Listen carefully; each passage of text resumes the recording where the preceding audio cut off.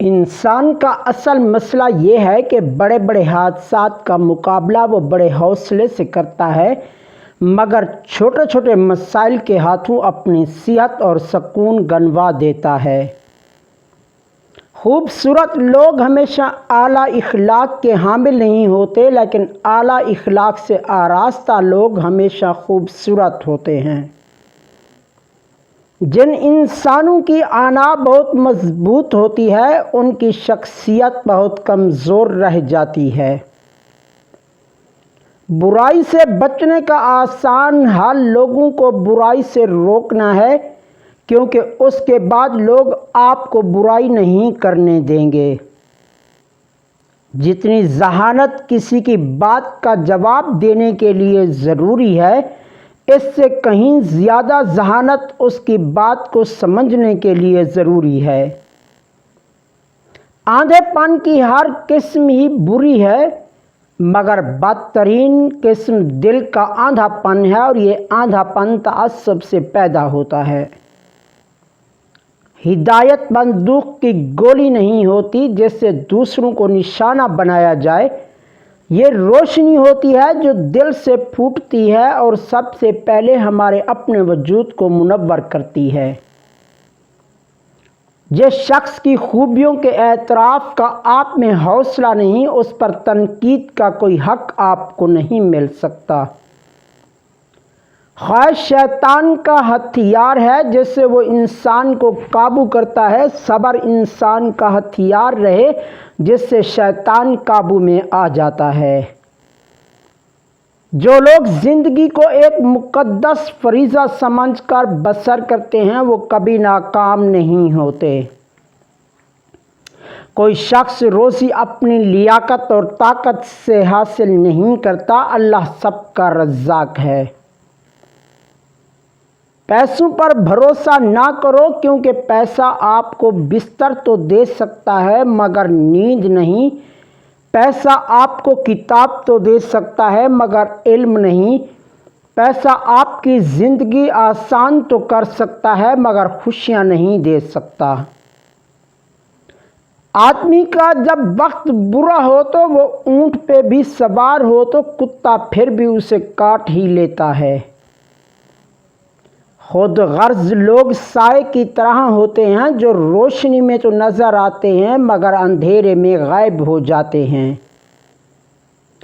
بڑے بڑے متکبروں اور سرکشوں کو بھی خدا کے سامنے جھکے بغیر چارہ نہیں۔ جسے دیکھو اسے اپنے سے بہتر سمجھو، اگرچہ تو اطاعت گزار ہوا اور وہ گناہ گار۔ ہو سکتا ہے کہ یہ تمہاری آخری اطاعت ہو اور اس کا آخری گناہ۔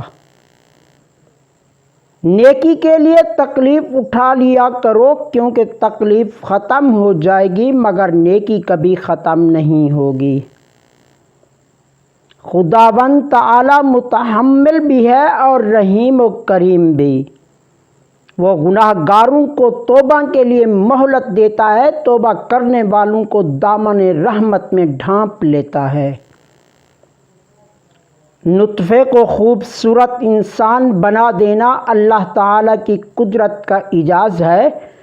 پانی کی بوند پر ایسے نقش و نگار کوئی نہیں بنا سکتا۔ جب تو خدا سے مغفرت و عطا کا طالب ہے تو جن لوگوں کی امیدیں تیری ذات سے وابستہ ہیں تو انہیں بھی محروم و مایوس نہ کر۔ جیسا سلوک تو مخلوق خدا سے کرے گا، ویسا ہی سلوک خدا تیرے ساتھ کرے گا۔ حقیقی بڑا تو وہ ہے جو اپنے ہر چھوٹے کو پہچانتا ہو اور اس کی ضروریات کا خیال رکھتا ہو۔ جس مظلوم کو بادشاہ سے انصاف نہ مل سکے اسے خدا انصاف دلاتا ہے۔ اگر یہ جانچنا چاہتے ہو کہ کوئی تم سے کتنا پیار کرتا ہے تو اسے غصے کی حالت میں دیکھ لو۔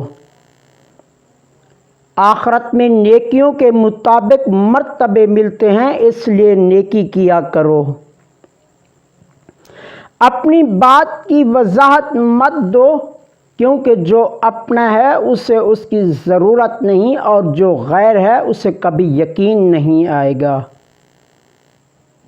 جو شخص کوشش اور عمل میں کوتاہی کرتا ہے، پیچھے رہنا اس کا مقدر ہے۔ مصیبت میں حوصلہ نہیں ہارنا چاہیے، ہمت سے اس کا مقابلہ کرنا چاہیے۔ ہمت وقت سے زیادہ کام کرتی ہے۔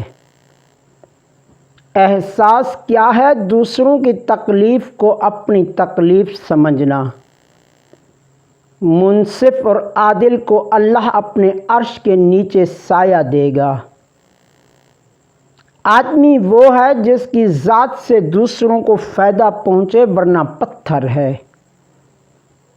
نیکی کرنے والا نیکی کا صلہ ضرور پاتا ہے، بے رحم انسان نہیں درندہ ہے۔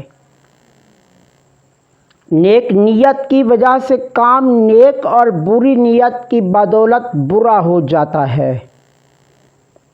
مظلوم کی تکلیف تو چند ساعت کی ہوتی ہے، مگر ظالم ابدی مصیبت میں مبتلا ہو جاتا ہے۔ لوگ برے نہیں ہوتے، بس کبھی کبھی اچھے لوگوں پر برا وقت آ جاتا ہے۔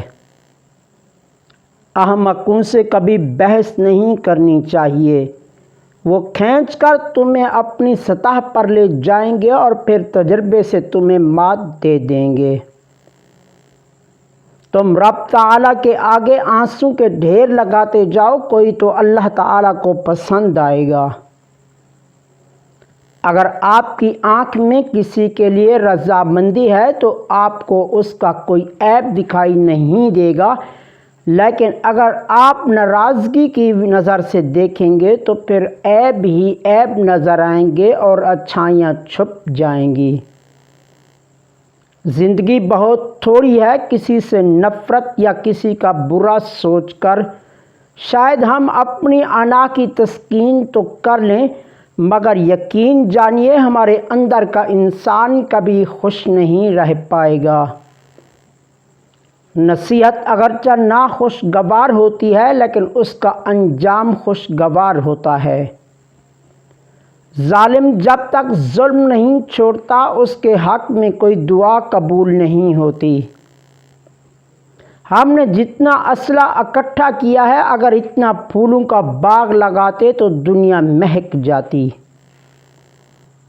کسی سے اتنی نفرت نہ کرنا کہ کبھی ملنا پڑے تو مل نہ سکو، اور کسی سے اتنی محبت نہ کرنا کہ کبھی تنہا جینا پڑے تو جی نہ سکو۔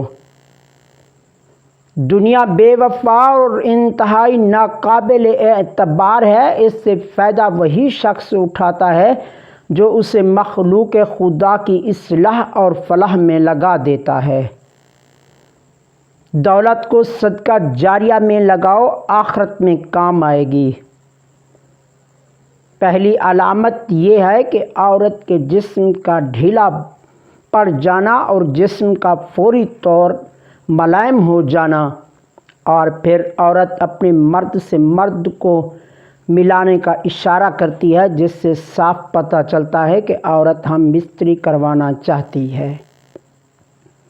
جب مباشرت کے دوران عورت مرد کے جھٹکوں کا پورا جواب دیتی ہے، جس سے صاف پتہ چلتا ہے کہ عورت مرد سے پورا مزہ لینا چاہتی ہے۔ جب عورت فارغ ہونے والی ہوتی ہے تو اپنے ہاتھوں کو ہلانے لگتی ہے اور پسینے میں بھیگ جاتی ہے، جس کے بعد عورت پوری شدت کے ساتھ مرد کے ساتھ لپٹ جاتی ہے۔ عورت فارغ ہونے کے قریب آ کر وہ نفس کو اپنے اندر پوری طرح کھینچ لیتی ہے، تاکہ مرد کی منی عورت کے اندر ہی خارج ہو جائے۔ جیسے ہی فارغ ہوتی ہے تو نڈھال ہو کر گھر پڑتی ہے، اور جس کے بعد اس کو دوبارہ مباشرت کے لیے تیار کیا جا سکتا ہے۔ مرد اور عورت دونوں کا فارغ ہونے کے بعد مرد کو چاہے کہ عورت کے پستان کو اچھی طرح چومے، تاکہ عورت کو لگے کہ اس نے مرد کو پوری لذت دی اور خوش کر دیا۔